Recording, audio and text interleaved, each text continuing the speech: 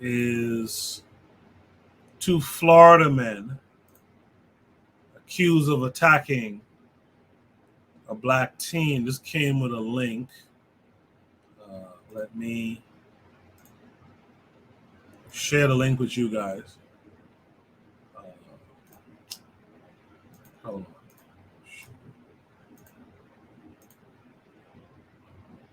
Okay.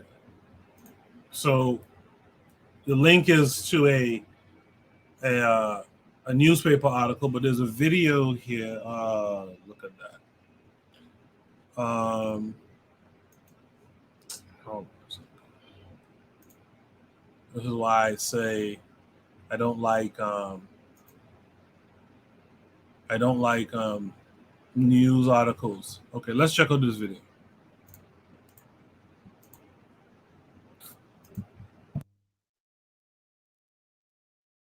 52-year-old Donald Corsi and 61-year-old Howard Hughes face criminal charges after deputies say they attacked two teenage boys who were driving through their Lake Forest neighborhood in Sanford Tuesday night. Right here, buddy. Right here. Tell them what you were doing. This cell phone video of the confrontation was recorded by 16-year-old Jermaine Jones, who had been driving the white Mercedes. He had a 15-year-old passenger, and according to the teens, they were headed to a friend's house to spend the night when the two men yelled at them for speeding. After the teens turned the car around to leave the area, they say the men forced them to stop and attacked.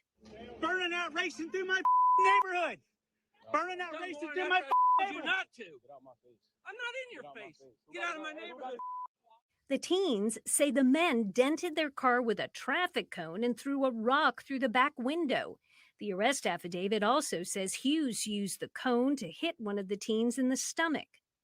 Jones's parents told West 2 News over the phone, while their son admits he was speeding, the men had no right to attack. They could have simply called the police.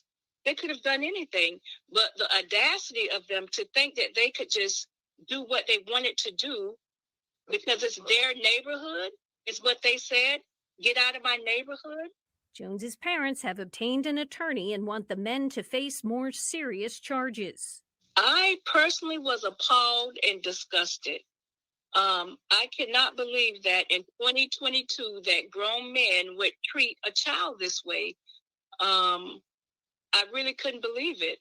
And this was all because of the color of his skin. In Seminole County, Amanda Dukes reporting, West 2 News.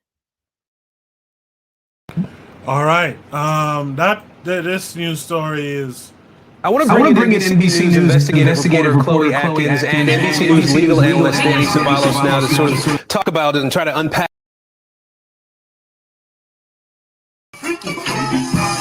Sorry about that. I hate when that type of stuff happens. My apologies again. Again, I'm going to state that this is a story that's pretty typical at this point. We see this all the time. I don't know why folks want to discuss this type of stuff over and over. It's like the killing of unarmed black men and stuff. Like, it's passe at this point. We know that's what's going on. What are we going to do about it? But it was a topic that was posted to the Discord. By the way, pinned at the top of the chat is the link to the Discord, is the invite link. If you want to join the Discord, join the community, let's discuss curriculum building, etc. I know I haven't been pushing a lot of conversations there lately, but I will be back to that soon. Join the Discord, click the link, and let's talk about curriculum building. Let's talk about re-Africanization, etc. Again, this is a pretty typical type story, but Kevin Carre, what say you to this? Yeah, it never seemed to amaze me. Not one day in America where a black person is not harassed by these demons. But what was typical about that is look where it took place, Sanford, Florida. Isn't it like almost 10 years since Trayvon Martin got killed? Mm-hmm. Yeah. And I said it shows you how much of a coward these people are. They would not attack people like me, you, and any other grown black man. They would never do that. But they'll go after alleged soft targets. But my thing is though, as I said, situational awareness. Why are you going into these white people's neighborhood? I mean, I don't know if their friends was in that neighborhood, but I would not feel safe going to spend a night in a white community like that. But I digress. Yeah, I agree. Let's hear from Gas them up. Gas them up. What say you to this? Yeah, I mean, I'm gonna be. I look at it from two ways. One, of course, it's racist Florida. They shouldn't be attacking those young black men for any reason. However, the truth of the matter still remains. If that was a black community, and I'm an elder in that community, and you're speeding through the community, and we tell you to stop, we gonna whip your ass if you don't listen. And I'm sorry to say, yes, the mother should press charges and sue because it seems to be exacerbated even more so because of race. But at the end of the day, what are you doing with your child when your child is pretty much doing donuts and all this crazy shit in the neighborhood? Where were you? What are you teaching your child? See, because my thing is, again, not excusing the racism, not excusing any of that, but as an educator, I hear parents like her all the time. It's just excuse after excuse after excuse, and then the child never faces responsibility. So, unfortunately, it was discipline, but dished out by the wrong party. But the problem is, where's the black community to discipline that little boy? Because on one hand, he's 15 driving a car. Well, if you're 15 driving a car, that's a responsibility because you do have vehicular homicide. You have life and death in your hands with that vehicle. You should be conducting yourself with maturity. Mama ain't teaching him that. We didn't hear father on the phone. So I don't want to make assumptions and say she probably ran the father off. Who knows? Maybe he ran away. But my point is that yes, the two gentlemen seem to be irate because there was a bunch of black kids driving in their neighborhood. That's wrong. They should get the book thrown at them. But now let's look at it from a community level. Them boys, you know, especially the one driving, if that was a black community and my grandma's crossing the street, I'm gonna want to whip your ass too. But we don't discipline these boys because these women, no disrespect, these women and these mothers get in the way and say, "Oh, not my baby, not my baby," and my child is an angel. Well, your child is out there doing donuts. So, my contention is right discipline, wrong party to dish it out. That's just my opinion. I hear that. I hear that. Um, let's hear from Tanzan. Tanzan, what say you? Um, what always surprises me is how people are always surprised by the year. Like some magical time is going to come when all these bad things will end, and people are surprised that, oh, it still hasn't. It's whatever insert year, and people are shocked that these things are still happening. I mean, at some point, we have to have some sort of, pre-active, response where, if something happens, people already know how to respond to it. Not, oh, I was so shocked at it. It's Right. 2020 something. It's, 2035 or whatever. That's the first thing that we should have. What do people do when something like that happens? It's usually either, forgive or shock or all this. I mean, none of that should shock. It should maybe shock somebody on a personal level. Nobody's expecting that to happen to them. But going on publicly and talking about how shocked you are, that just sounds so naive. It's, in any case, um, sorry to go back to the previous one when we talked about the ladies. I still see it differently, maybe not with certain optimism, because for me, what the ladies were saying, even the ones who said, well, I'd rather be cheated on, for them the problem was not so much, oh well, this guy is doing something he shouldn't do, just let him not do it to me. That's all I had. That, oh, there's nothing really wrong with that as long as it doesn't come to my door. And this is also part of when women also let in this this lifestyle in, because they were buddy buddies with the men, because they said, oh Yes. well, sorry. I said yes. Go ahead. Go ahead. Oh, okay. Yeah, so sometimes people may just look at something like, oh, well, I don't want it to happen to me, but I don't mind it if it's going on. So with the young hoodlums, somebody may say, well, I don't want, the kids behaving that way, but if it's my kids or my brother or my own kids, then suddenly they're a victim of their criminality. So so sometimes even if we're going to blame somebody for doing it, the mother should have said, well, those two men were not right. They exceeded their authority, but at the same time, my boys should have, not done 1, 2, 3 or whatever they were doing. Anyway, yeah, that's my thoughts on that. I appreciate that. I was gonna go to the matron, but she hopped off. In the chat, KW7 says this is typical Urugu attacking soft targets. Goes on to say, we still talking about it's 2022. We still don't understand we are behind enemy lines when subject to their authority. And that's why ultimately we got to get away from these folks, man.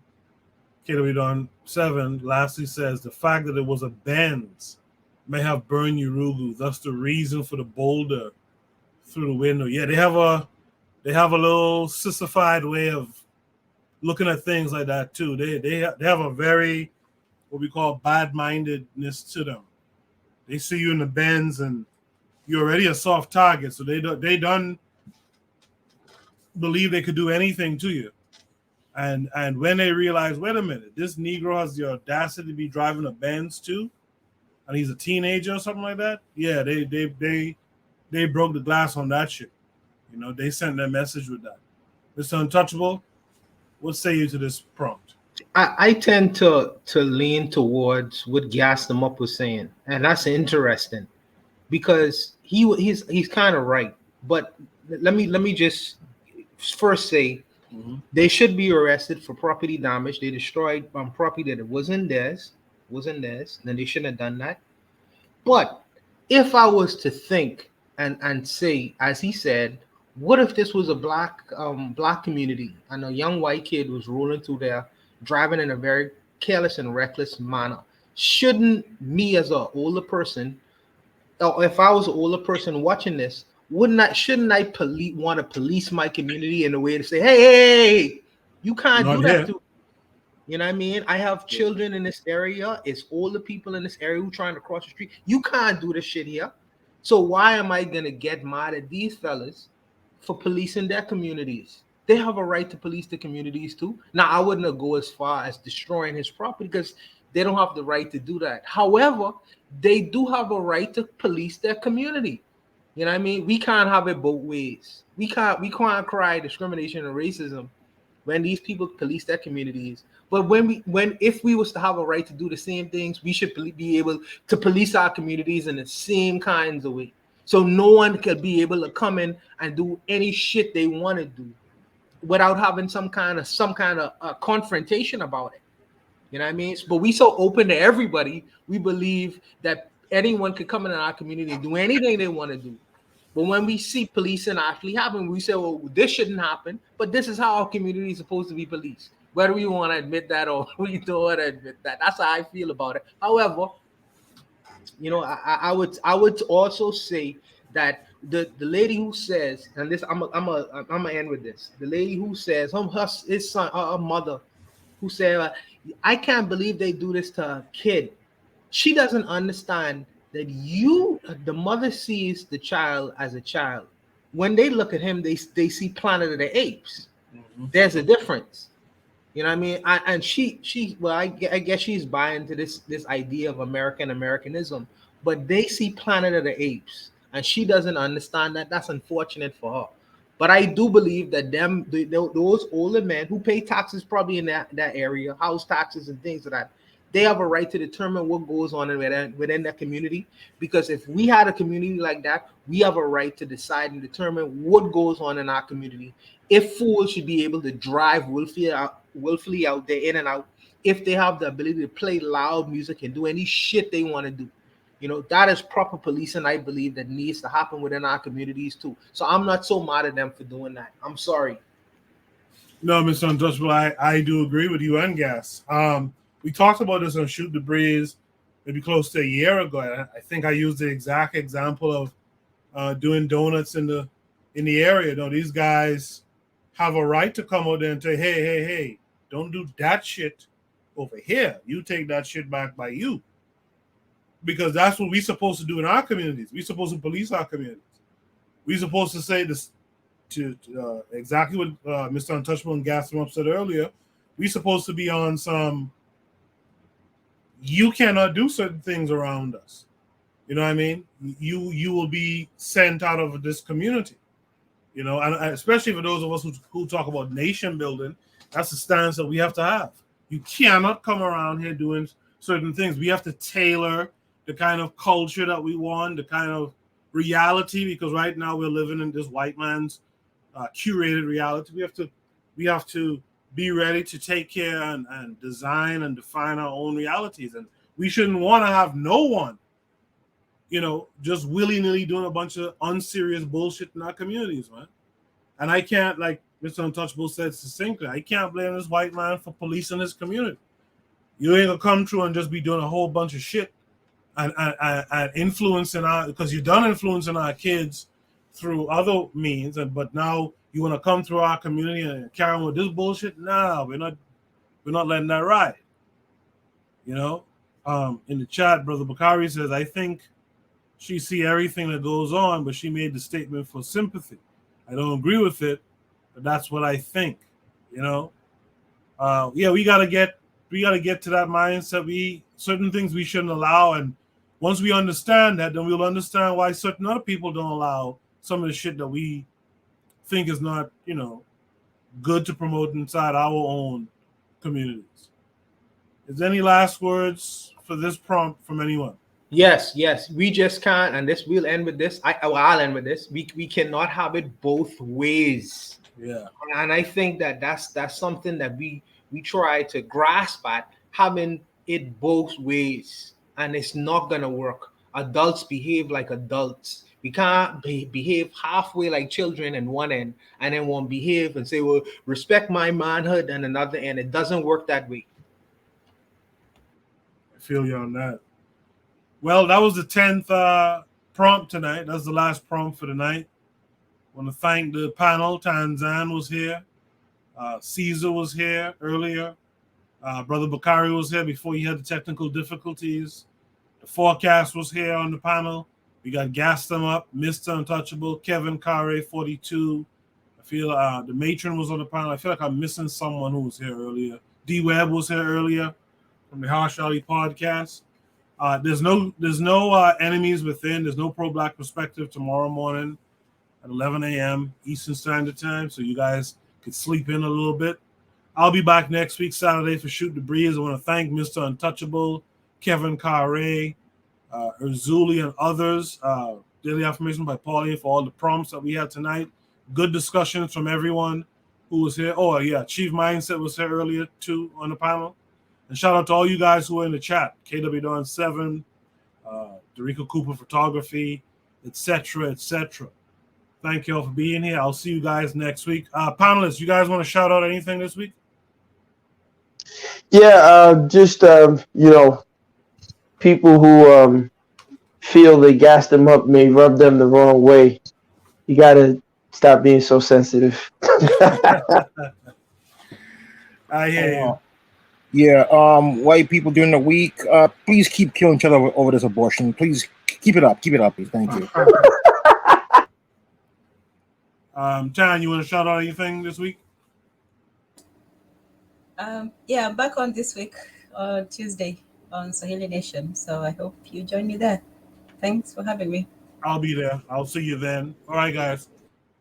That's the show tonight. I'll see you guys next week. You guys be good. Peace.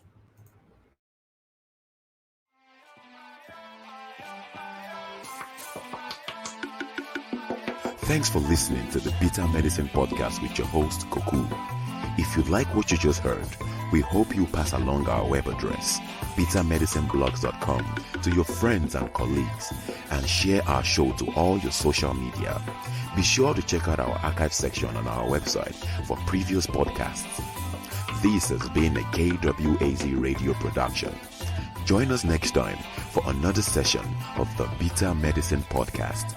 Follow us on Facebook at Bitter Medicine Show, Twitter, Bitter Meds, Tumblr, Bitter Meds, Instagram, Bitter Medicine.